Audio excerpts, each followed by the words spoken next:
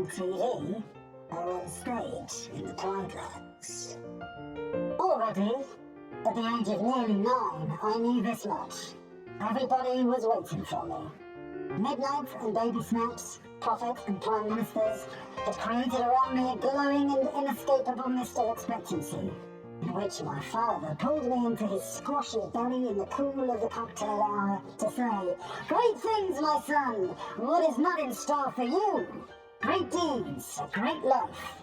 While I, wriggling between jutting lip and big toe, wetting his shirt with my eternally leaking nose goo, turned scarlet and squealed, "Let me go, Abba! Everyone will see!" And he, embarrassingly beyond belief, bellowed, "Let them look! Let the whole world see how I love my son!" And my grandmother, visiting us one winter, gave me advice too. "Just pull up your socks, what's his name, and you'll be better than anyone in the whole wide world." Adrift in this haze of anticipation, I had already felt within myself the first movings of that shapeless animal which still, on these Padmaless nights, chomps and scratches in my stomach. Cursed by a multitude of hopes and nicknames, I had already acquired Sniffer and Snotnose. I became afraid that everyone was wrong, that my much trumpeted existence might turn out to be utterly useless, void, and without the shred of a purpose. And it was to escape from this beast that I took to hiding myself from an early age in my mother's large white washing chest, because, although the creature was inside me, the comforting presence of enveloping soiled linen seemed to lull it to sleep. When this book was released in 1989, the religious leader of Iran ordered Muslims all over the world to kill the author. Thankfully, nobody did. My favourite class to teach is Year 8, and the book I'm reading today is a book which was recommended to me by Miss Perfect, and I think it is a wonderful, wonderful book.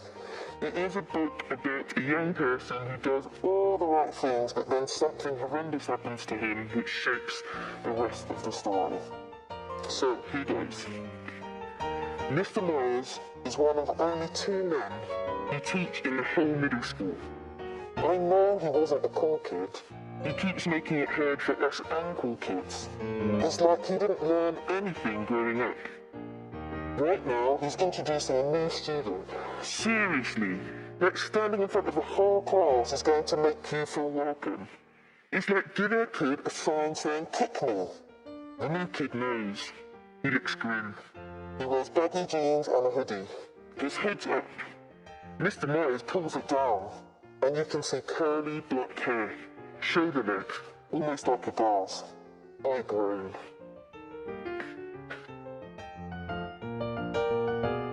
Take 85. My clue is I'm relatively new. The clue about my book is it was made into a feature film with an actress called Angelica Houston playing the main character. All the women, or rather the witches, were now sitting motionless in their chairs and staring as though hypnotised at somebody who had suddenly appeared on the platform. That somebody was another woman. The first thing I noticed about this woman was her size. She was tiny, probably no more than 4.5 feet tall. She looked quite young, I guessed about 25 or 6, and she was very pretty. She had on a rather stylish long black dress that reached right to the ground, and she wore black gloves that came up to her elbows. Unlike the others, she wasn't wearing a hat. She didn't look at me like a witch at all, but she couldn't possibly not be one. Otherwise, what on earth was she doing up there on the platform? And why, for heaven's sake, were all the other witches gazing at her with such a mixture of adoration, awe, and fear? Okay, so the clue about me today is that I should know my way to get around, but often, outside of school, I get lost. Okay, so I need to give you a book clue about what I'm going to read to you today. So my clue is this.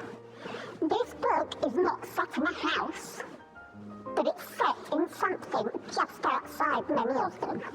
And the second clue is this. Now I'm going to read a short extract from the book. When Mary found this garden, it looked quite dead, the orator proceeded. Then something began pushing things up out of the soil and making things out of nothing. One day things weren't there, and another they were. I had never watched things before, and it made me feel very curious. Scientific people are always curious, and I'm going to be scientific. I keep saying to myself, what is it? What is it? It's something.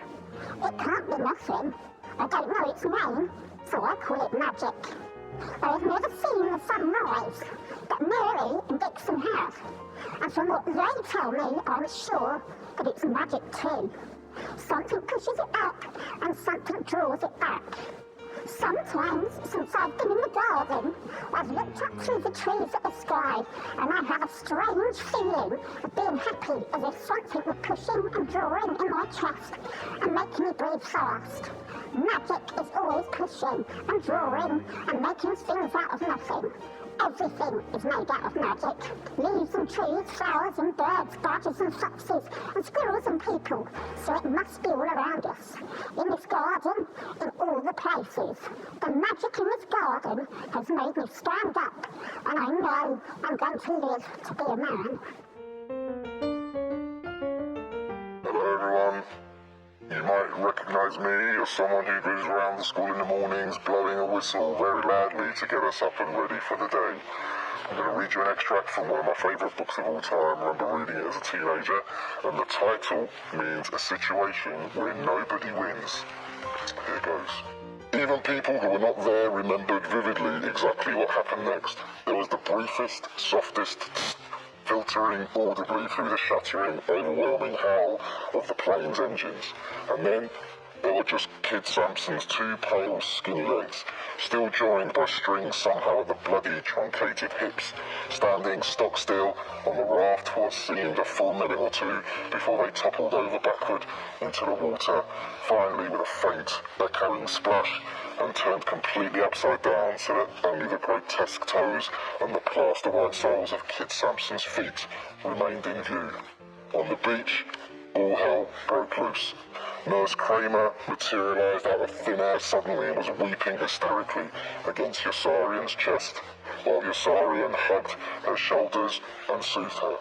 His other arm bolstered Nurse Duckett, who was trembling and sobbing against him too, her long, angular face dead white. Everyone at the beach was screaming and running, and the men sounded like women. They scampered for their thing in panic, stooping hurriedly and looking askance at each other, knee-high wave bubbling in as though some ugly red grisly organ, like a liver or a lung, might come washing right up against them.